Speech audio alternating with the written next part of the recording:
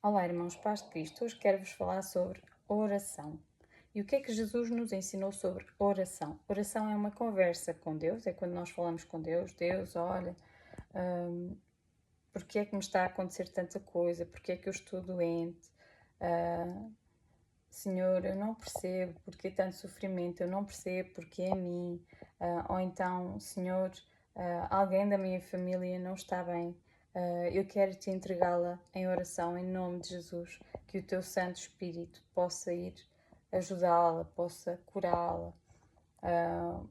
Orar por um filho, orar por uma escola, orar por imensas coisas. É uma conversa em que nós expomos a Deus as nossas situações, sejam de alegria, sejam de agradecimento, sejam de tristeza, sejam de amargura, seja de incompreensão, seja de pedir proteção, saúde, seja o que for. É uma conversa com Deus onde nós falamos, onde nós explicamos as nossas frustrações.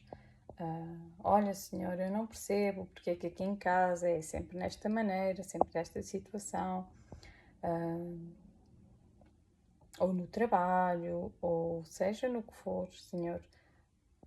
Em nome de Jesus, que a tua presença venha, que a tua bênção caia sobre o nosso trabalho, sobre a nossa vida, Senhor.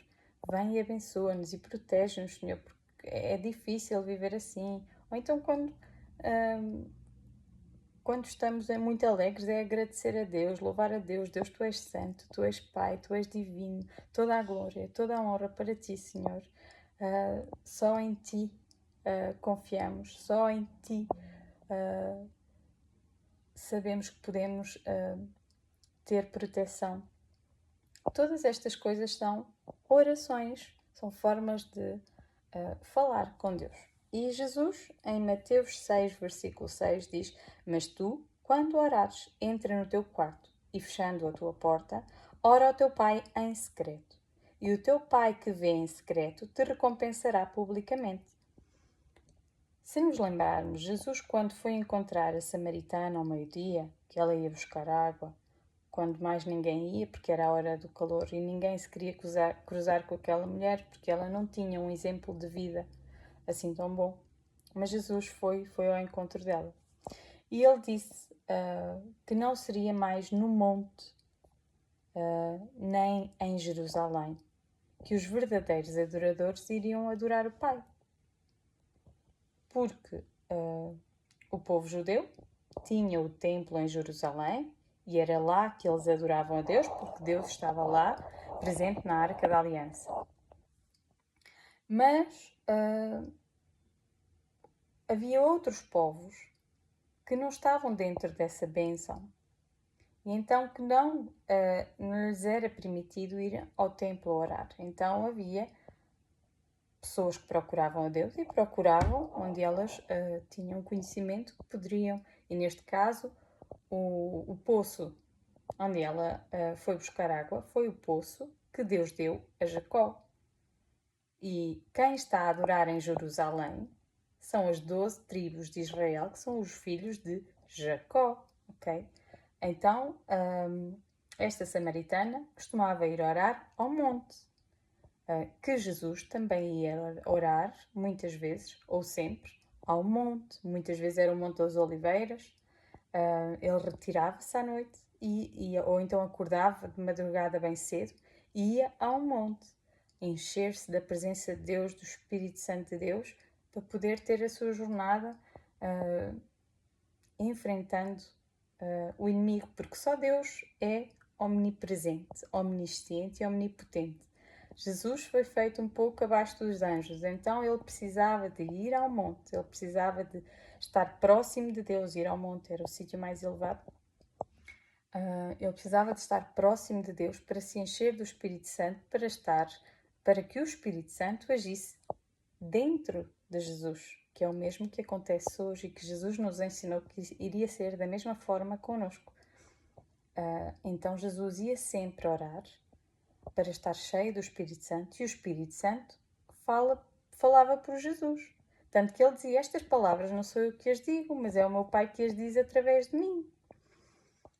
Deus diz em Apocalipse: quando vos enviarem, vocês vão ser vão estar presentes em juízes e doutores da lei e vão a tribunais. Mas não se preocupem, nem treinem o que é que vão dizer, porque nesse momento é o Espírito Santo que há de falar por vocês. E isso já era o que Jesus vivia. E então, nesse momento que ele estava com a samaritana, ele disse-lhe: os verdadeiros adoradores não vão adorar, já não é no monte, nem em Jerusalém que se vai adorar o Pai. É em espírito e em verdade. E ela ficou impressionada. Estás a falar a sério? E ele disse: sim, em espírito e em verdade. E o que é isso?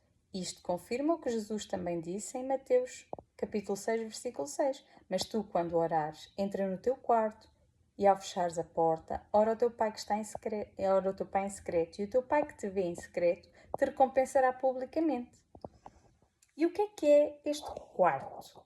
Porque nós sabemos em 1 Coríntios, capítulo 6, versículo 19 e 20, ou não sabeis que o vosso corpo é o templo do Espírito Santo que habita em vós, proveniente de Deus e que já não sois de vós mesmos, porque fostes comprados por bom preço, glorificai, pois, a Deus no vosso corpo e no vosso espírito, os quais pertencem a Deus.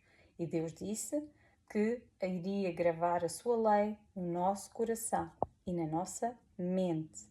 E em Atos, capítulo 17, versículo 24, diz: o Deus que fez o mundo e tudo o que nele há, sendo o Senhor do céu e da terra, não habita em templos feitos por mãos humanas.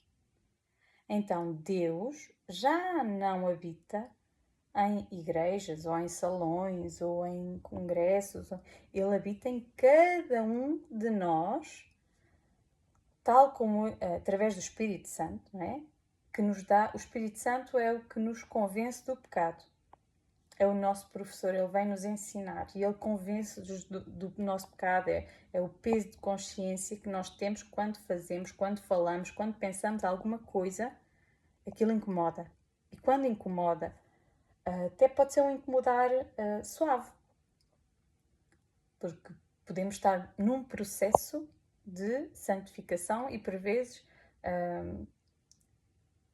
temos de estar atentos para esse incómodo ser um alerta para o que nós estamos a fazer ou pensar ou dizer e isto não caiu bem, isto não é bem do agrado de Deus, ok? É um estado de espírito que nos alerta que há coisas que Deus não se agrada de eu ter falado assim, ou de eu ter tido esta conversa, ou de eu ter tido este pensamento, ou de eu ter feito esta ação, ok? Isso é o Espírito Santo de Deus que nos convence. Jesus também disse em João, capítulo 2, versículo 19 a 22, Jesus respondeu e disse-lhes: derrubai este templo e em 3 dias o levantarei. E disseram, pois, os judeus: em 46 anos foi edificado este templo e tu o levantarás em 3 dias? Mas Jesus falava do templo do seu corpo. Quando, pois, ressuscitou dentre os mortos, os seus discípulos lembraram-se de que ele tinha dito isto e acreditaram nas Escrituras na palavra que Jesus tinha dito. Então, o que é o orar em secreto e fechar a porta do quarto? Se Jesus subiu ao Monte das Oliveiras, que era o monte para orar a Deus, era o sítio mais alto, mais perto do céu. Jesus disse à samaritana que os verdadeiros adoradores iriam adorar o Pai em espírito e em verdade. Então, e se Deus já não habita em templos feitos de pedra por mãos humanas, Ele habita em nós. Podemos pensar e concluir que o fechar a porta é fechar a porta e em silêncio, em secreto, orar a Deus. Falar com Deus em pensamento, onde ninguém ouve, nem demónios ouvem. Só Deus ouve. E então em Mateus 6, capítulo 6, Jesus diz-nos: mas tu, quando orares, entra no teu quarto e fechando a porta, ora ao teu Pai em secreto. Só Deus ouve. E o teu Pai que vê em secreto te recompensará publicamente. O que quer dizer que Deus, muitas das vezes, se esses pedidos forem do agrado dele, ele irá concretizar essas conversas, esses pedidos que foram feitos em segredo. Portanto, e isso era o que Jesus fazia. Jesus chamou os apóstolos para irem orar com ele ao monte e eles adormeceram. E antes dele ser levado para carregar a cruz, para ser crucificado, ele estava muito angustiado. E ele disse: orem, vigiem, para que não caiam em tentação. Os apóstolos já sabiam que Jesus iria ser morto, ou que ele iria ser entregue nas mãos dos pecadores. Mas eles não conseguiam orar nem por uma hora. E Jesus dizia: orem. Então Jesus ia orar uma hora. Ele ficava assim a uns 30 metros de distância deles. Eles adormeciam e Jesus não. Jesus estava ali. Jesus estava tão angustiado que ele começou a transpirar. E o suor dele era sangue. Portanto, ele era humano. E às vezes nós temos aflições. E aflições de choro. E aflições de incompreensão. E que não sabemos o que vai acontecer. E parece que nada tem solução. E parece que não há uma porta que se abra. E é isso que Deus quer que nós vamos em secreto. Falar com Ele, desabafar com Ele, falar, perguntar, porque por vezes nós vamos perguntar coisas. Senhor, é mesmo isto? Senhor, por exemplo, na palavra de Deus, Senhor, eu ouço isto em relação a este assunto. Podes-me esclarecer? Podes-me, que o Teu Espírito Santo me ensine e me dê compreensão. E tudo isto Deus quer que nós façamos no momento em que estamos sozinhos com Ele. Pode ser no quarto, pode ser no carro, pode ser à noite, pode ser de dia. Quando se tiver tempo, conversemos com Deus. Uma oração de joelho tem muito poder, porque estamos submissos a Deus. Até os anciãos de dias que estão no céu se prostram a Deus. Quem somos nós para não o fazer? Mas, durante o dia, se estivermos a trabalhar, se o nosso trabalho nos permitir, podemos continuar em secreto a conversar com Deus, a orar a Deus, a cantar a Deus. Depende do nosso estado de espírito, depende daquilo que Deus mete no nosso coração. Eu às vezes dou por mim a receber músicas do nada de Deus, músicas de Deus, e são a mensagem dele para mim naquele momento.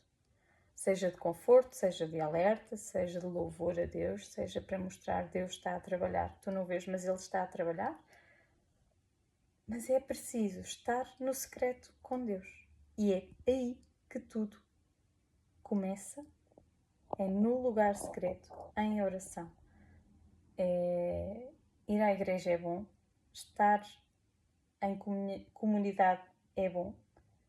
A oração feita por várias pessoas para o mesmo assunto tem um poder maior. Há bênçãos que são dadas em grupo que não são recebidas no secreto, em individual com Deus, mas tudo começa na intimidade com Deus, e a intimidade é feita no secreto. E é muito importante que esse secreto exista, e Deus não pede que repetimos orações, mas pede que conversemos com Ele. Era esta a mensagem que eu vos queria deixar hoje. Sintam-se abençoados em nome de Jesus. Amém.